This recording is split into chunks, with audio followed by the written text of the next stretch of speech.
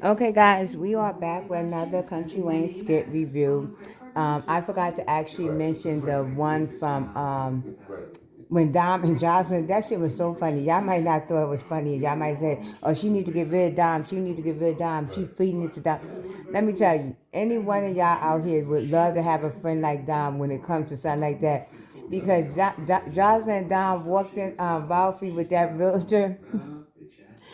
And Josh was like, "Oh hell no, this ain't going down like this. This ain't going down like this."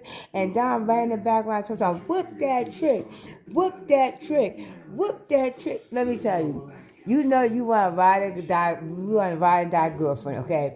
And that's what Dom is to Josh. She is that ride or die girlfriend. She was like, "Whoop that trick, whoop that trick."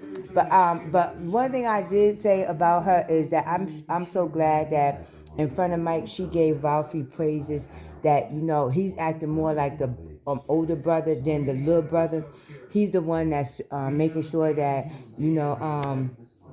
he's actually, he bought Jocelyn a ring. He done got her a house. He's making sure that she feels very secured in their relationship and the whole nine. I just don't like about how they actually just trying to make it seem like Sade never existed, and then he's spending all this time doing this shit, but yet still he's not doing nothing for his son. That's the part that gets me. The second thing is with Greg. Greg needs to put his foot down with Chase. He needs to put his foot down with Chase. First of all, he needs to ban Tatiana or Tiana, whatever her damn name is, from that building. You got it on footage that she's literally slapped Amanda. Okay, you got it on footage that they was both sitting there talking, and I don't care what Amanda said to her. Amanda did not put her hands on her, and at the end of the day, that gives you no right to put your hands on somebody. Okay, so I don't care what happened, but they got it on footage, and Greg needs to reach out to Amanda and let Amanda know that they have it on footage so Amanda can press charges.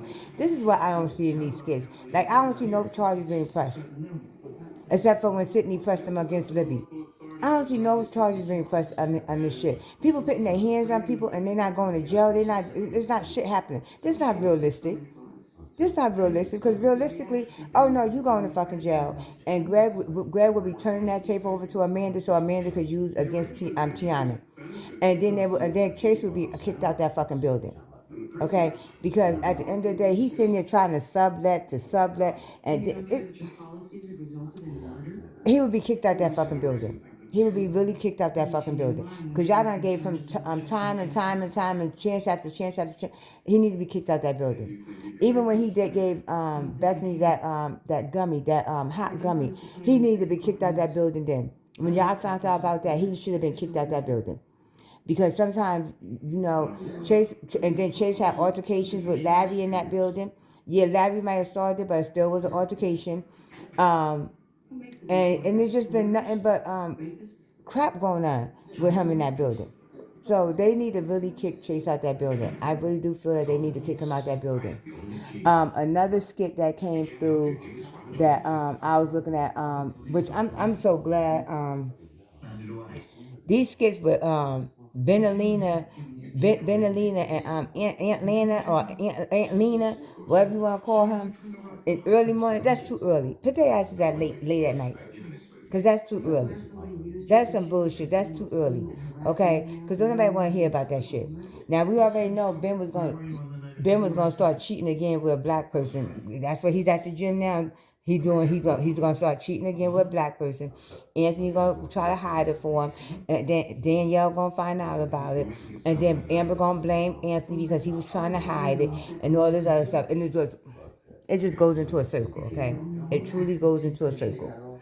But my whole thing is that it's like, please, Country Wayne, end some of this shit. End some of this shit. Because at the end of the day, some of this shit need to be ended before you start new ones.